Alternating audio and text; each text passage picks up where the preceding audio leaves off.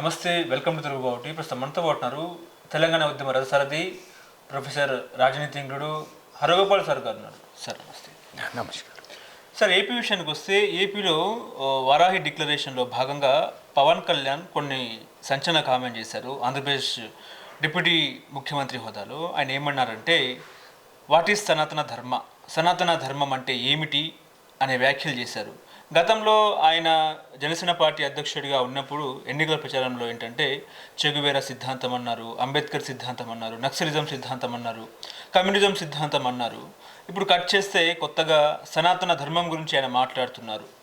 So పౌరహక్కుల నాయకుడిగా మీరు ఎట్లా చూస్తారు సార్? అంటే పవన్ కళ్యాణ్ ఆయన ఒక యాక్టర్. ఈ యాక్టింగ్ అనేది అవుతుందో డైరెక్టరు చెప్పినట్లు యాక్ట్ చేయాలి.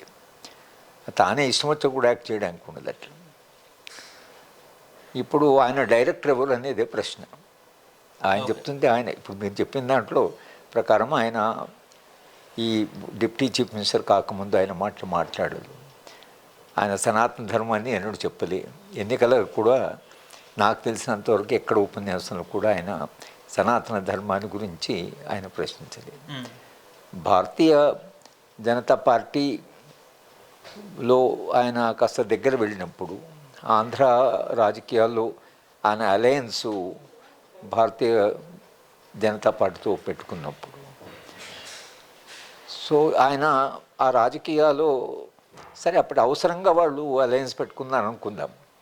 మరి అలయన్స్ పెట్టుకుంటూనే మీరు భారతీయ జనతా పార్టీ యొక్క భావజాలం, భారతీయ జనతా పార్టీ కూడా అట్లా మాట్లాడండి, కానీ భారతీయ జనతా పార్టీకి ఇంకా చాలా ముందుకు వెళ్ళి ఆయన సనాతన ధర్మం గురించి, సనాతన ధర్మం అంటే ముందు మీరు డిఫైన్ చేయాలి. సనాతన ధర్మం అంటే ఏమిటి, సనాతన ధర్మంలో ఏముంది ఉపనిషత్తులో కానీ వేదాల్లో కానీ, అదే కదా ఉపనిషత్తు అంతా ప్రశ్నించడమే. మనిషి ఏం చేస్తాడు, మనిషి ఎందుకు పుట్టాడు, మనిషి జీవితార్థం ఏంది, చనిపోతే ఎక్కడ పోతాడని ఉపనిషత్తులలో ఉంది.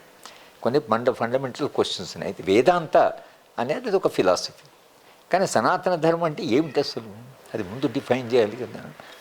డిఫైన్ చేయకుండా ఆయన సనాతన ధర్మము అని మాట్లాడము, తర్వాత కాషాయ వస్త్రాలు వేసుకోవడము, తిరుపతి ప్రక్షాళన చేయడం, ఇవన్నీ ఒక యాక్టింగ్లో భాగంగా కనిపిస్తుంది. కానీ ఒక రాజకీయ నాయకుడుగా, ఒక ముఖ్యమంత్రి, ఒక ఉప ముఖ్యమంత్రిగా తాను మాట్లాడవలసింది ఏదైతుందో అది రాజ్యాంగబద్ధంగా ప్రజల యొక్క సమస్యలను ఎట్లా పరిష్కరిస్తాము అనేది రాజకీయాలు. అంతేకాని ఒక ధర్మాన్ని అని వ్యక్తిగత విశ్వాసం. అది రాజకీయ నాయకుడుగా నీకు సనాతన ధర్మంలో, కానీ నువ్వు ప్రజాజీవనంలోకి నేను సనాతన ధర్మం తీసుకొస్తా అంటే దాని మీద గెలవాలి నువ్వు వస్తుంది.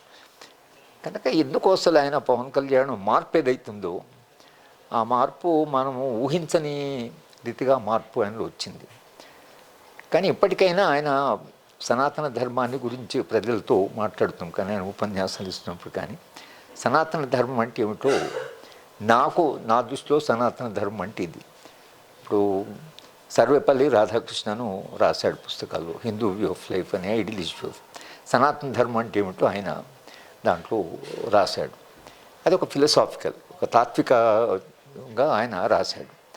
కానీ ఈయన అసలు సనాతన ధర్మం అంటే ఏమిటి అనేది అది ఎప్పుడు కొన్ని వేల సంవత్సరాల కింద సనాతన ధర్మం. ఆ సనాతన ధర్మాన్ని అంటే దేవుళ్ళో నమ్మకము, పూజలు చేయడము, రిచువల్స్. కానీ సనాతన ధర్మంలో మనిషికి సంబంధం ఏమిటి, రాజ్యం యొక్క పాత్ర ఏమిటి అనేది సనాతన ధర్మంలో ఉండదు కదా. ఇవాళ నువ్వు ఒక రాజ్య వ్యవస్థకి బాధ్యుడివి, రాజ్య వ్యవస్థకి నువ్వు బాధ్యుడు, ఒక ఉప ముఖ్యమంత్రివి. అటువంటప్పుడు మేము తన విశ్వాసాలు మనము ప్రశ్నించడం లేదు. ఆ విశ్వాసాలు అందరికీ విశ్వాసం ఆయనకున్నాయి, అవి నువ్వు వ్యక్తిగత జీవితంలో నువ్వు ప్రాక్టీస్ చెయ్యి.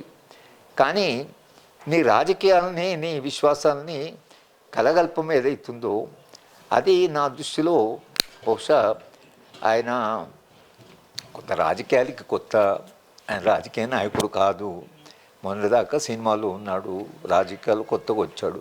రాజకీయాలు అనేవి ఎందుకుంటాయి, రాజకీయాల లక్ష్యం ఏమిటి, రాజకీయాలు అసలు మనుషులు ఎందుకు అనుకున్నారు, రాజకీయాల ద్వారా మనం ఏం చేయాలి, రాజకీయాలు అంటే ఏమిటి దాని అర్థము, సమాజంలో ఉండే సమస్యలని వాళ్ళు విశ్లేషించి సమాజంలో ఉండే సమస్యలకు పరిష్కారాలు చేయడం అనేది రాజకీయం. ప్రజల సమస్యలు ఏం చేస్తావో చెప్పండి. వ్యక్తిగత విశ్వాసాన్ని వీటిని మిక్సప్ చేయడం అనేది ఆయన కొంత దాన్ని పునరాలోచించాలి. తాను ఏది మాట్లాడుతున్నాడో, తాను ఏం చేస్తున్నాడో, తాను ఒక ఉప ముఖ్యమంత్రి, ప్రజాప్రతినిధిని, ఒక రాజకీయ పార్టీకి ఆయన దానికి నాయకుడు, ఇవన్నీ కూడా దృష్టిలో